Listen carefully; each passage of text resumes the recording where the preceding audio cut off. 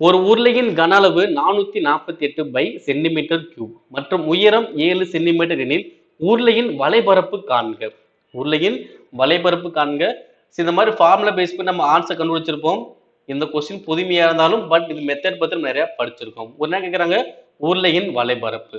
ஓகேவா?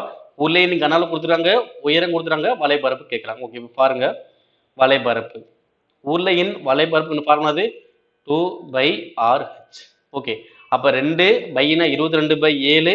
ஆர மதிப்பு தெரியாது, உயர மதிப்பு எவ்வளோ 7. ஓகே, இப்போ என்ன பண்ணும், ஏன்னா ஆர மதிப்பு கண்டுபிடிக்கணும்ல, அப்ப இதெல்லாம் கண்டுபிடிக்கணும். கன அளவுல இருந்து என்ன பண்ணானு ஆர மதிப்பு கண்டுபிடிக்கணும். ஓகே, பாருங்க கன அளவு. கன அளவு ஃபார்முலா பை ஆர் ஸ்கொயர். இதோட மதிப்பு எனக்கு எவ்வளோ 448 பை. ஓகேவா?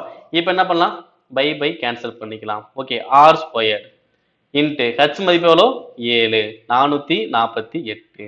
இப்போ அடிங்க, ஓரேல் 7, 6 42, மீதி 2 28ல 4.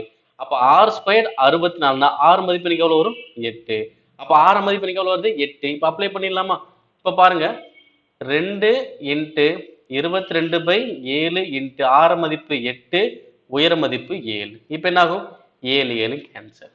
ஓகே, அடுத்து 2 22 44, 44 இன்ட்டு 8, 44 இன்ட்டு 8 எவ்வளோ வரும் 4 8 32, 3 32, 3 கூட்டினா 35.